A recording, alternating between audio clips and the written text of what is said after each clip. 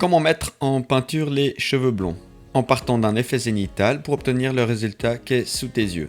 C'est tout ce qu'on va voir dans ce nouveau tutoriel hors série et surtout les techniques et le matériel utilisé et en fin de cette vidéo, mon propre bilan sur ma mise en peinture. Bienvenue sur la chaîne SZ Miniature. La première étape, c'est un effet zénithal. Pour ça, tu peux sans autre aller voir la vidéo qui s'affiche sur ton écran. Toutefois, regarde bien jusqu'au bout et attends mon bilan par rapport à cette mise en peinture. On va préparer les mèches pour réaliser le blond. Pour ça, on reprend du blanc pur et on vient retravailler vraiment le plus finement possible les mèches de la sculpture avec un bon pinceau et une peinture vraiment pas trop diluée. On va dire un 80-20, 20% d'eau.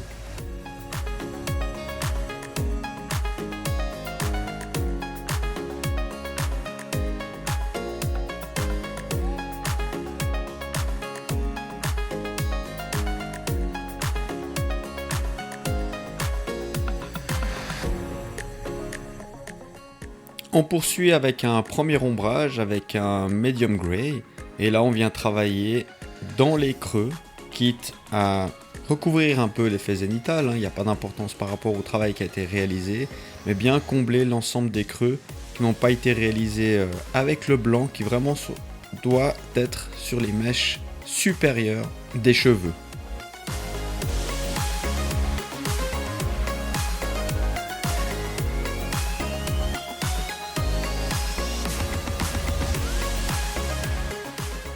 On attaque vraiment la base des cheveux avec le Ice Yellow.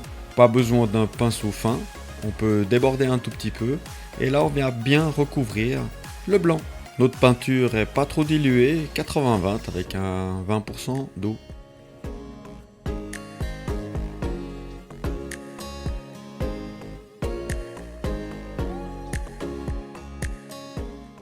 On poursuit les ombrages avec un light grey, donc un gris un peu plus foncé que tout à l'heure. Et là aussi, on vient travailler certaines mèches toujours avec un pinceau extrêmement fin. La peinture n'est pas beaucoup diluée toujours. On doit travailler vraiment, faire ressortir ces mèches, donc un 80-20, donc toujours 20% d'eau.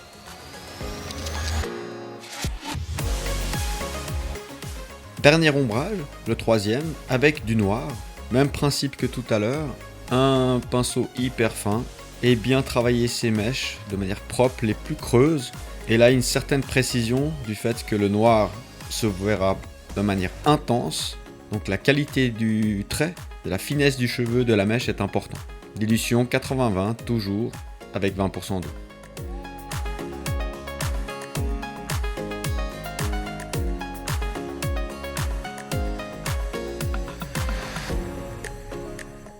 La dernière étape, les éclaircies.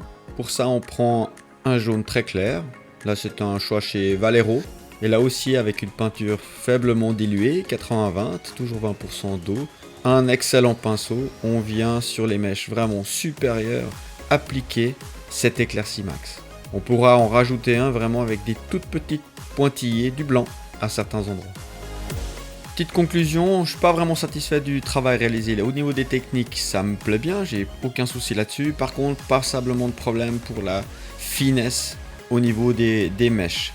Un autre exercice peut-être à réaliser, c'est de travailler avec une base hyper foncée. D'abord, de poser le blanc pour les mèches et les gris. En fait, je pense que j'aurais dû partir avec une base noire et utiliser la même technique sans finir par le noir.